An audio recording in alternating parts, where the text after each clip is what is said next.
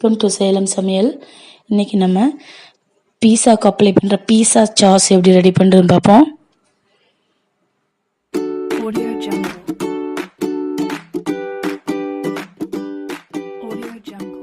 இந்த மாதிரி பெங்களூர் தக்காளி எடுத்துக்கிட்டு இந்த மாதிரி ரெண்டாக கட் பண்ணி வச்சுக்கோங்க. கட் பண்ணி தண்ணியில் வேக வச்சிடலாம். இந்த மாதிரி எதுக்கு கட் பண்ணுறோன்னா தோல் ஸ்கின் ஈஸியாக ரிமூவ் பண்ணுறதுக்காக தான். நாட்டு தக்காளி எடுத்தோம்னா அது கொஞ்சம் புளிப்பு டேஸ்ட் இருக்கும், அதனால் புளிப்பு டேஸ்ட் வேண்டாம் நமக்கு. அதனால் இந்த தக்காளி எடுத்துக்கணும். தண்ணி வச்சுட்டு தண்ணியில் வேக போட்டுடலாம். இது வந்து 3 to 5 minutes வேகட்டும். க்ளோஸ் பண்ணி வச்சுருங்க.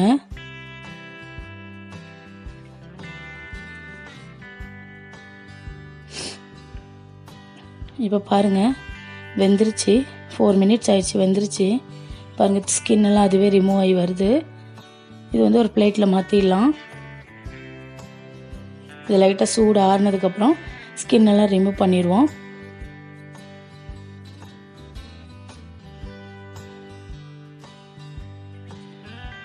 பாருங்கள், நல்லா வெந்துருச்சு. இப்போ கொஞ்சம் சூடாக தான் இருக்குது. கொஞ்சம் சூடு ஆறட்டும். ஆனதுக்கப்புறமா இந்த ஸ்கின் எல்லாம் இப்படி மெதுவாக ரிமூவ் பண்ணிவிடுங்க.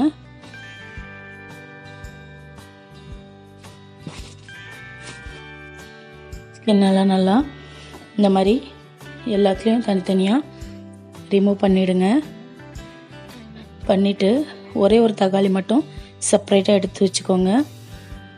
மீதி எல்லா தக்காளியும் மிக்சியில் போட்டு நல்லா அரைச்சி வச்சுருங்க. அரைச்சி பியூரியாக எடுத்து வச்சுக்கலாம்.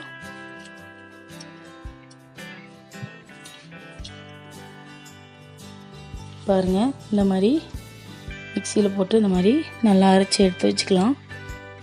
அப்புறம் நம்ம தனியாக எடுத்து வச்சுருக்கலாம். ஒரே ஒரு தக்காளி அதை வந்து நல்லா பொடியாக நறுக்கிடலாம்.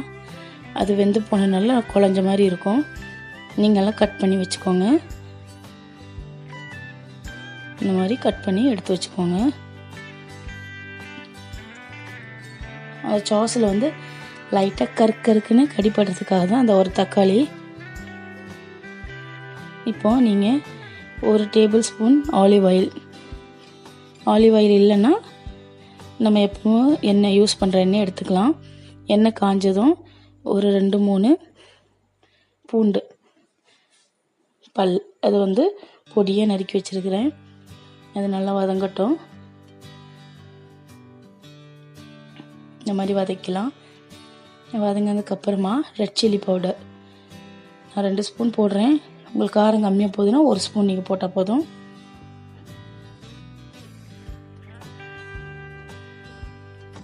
போட்டு நல்லா வதக்கலாம். தீ வந்து சிம்மில் வச்சுக்கோங்க. லைட்டாக வதங்கினதுக்கப்புறம் நம்ம அரைச்சி வச்சுருக்க டொமேட்டோ பியூரி எடுத்து அதில் ஊற்றிடலாம். இது 1-2 நிமிஷம் வரைக்கும் கொதிக்கட்டும். அப்புறம் இதில் நம்ம ஆட் பண்ணுற சில்லி ஃப்ளக்ஸ், கோப்ரா இது எல்லாமே கடையில் ரெடிமேடாக கிடைக்கும். நீங்கள் வாங்கிக்கலாம். அப்படி இல்லைன்னா வீட்லேயே நீங்கள் ரெடி பண்ணிக்கலாம். இப்போ 1/2 டீஸ்பூன் உப்பு போட்டுடலாம். சில்லி ஃப்ளக்ஸ் வந்து காஞ்ச மிளகாயை, இதுதான் சில்லி ஃப்ளக்ஸ். இது வந்து காஞ்ச மிளகாயை மிக்சியில் 1-2 டைம் அடித்து வச்சுக்கோங்க. இதை நீங்கள் ஸ்டோர் பண்ணி கூட வச்சுக்கலாம், யூஸ் பண்ணிக்கலாம். கோப்ரா அப்படி தான், கற்பூர வெள்ளியில் நல்லா காய வைக்கணும்.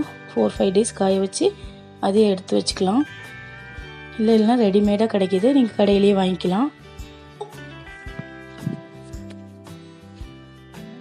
அப்புறமா சாஸ் கெச்சப் வந்து ஒரு 2 to 3 ஸ்பூன்ஸ் ஊற்றலாம். அதில் ஆட் பண்ணிக்கலாம். டொமேட்டோ கெச்சப்பு கடையில் அதுவும் கிடைக்கும், அதுவும் நம்ம இதில் ஆட் பண்ணிடலாம். நல்லா மிக்ஸ் பண்ணிக்கோங்க. அப்புறமா நம்ம நறுக்கி வச்சுருக்க தக்காளி அதையும் போட்டு நல்லா ஆட் பண்ணிக்கோங்க. அது நல்லா கொஞ்சம் கொதித்து வரட்டும். நல்லா கொதித்து வந்துச்சு. பாருங்கள், நம்மளோட பீஸா சாஸ் ரெடி ஆயிடுச்சு. இந்த வீடியோ உங்களுக்கு பிடிச்சிருந்துச்சின்னா லைக் பண்ணுங்கள், கமெண்ட் பண்ணுங்கள், மறக்காமல் சப்ஸ்கிரைப் பண்ணுங்கள். தேங்க்யூ.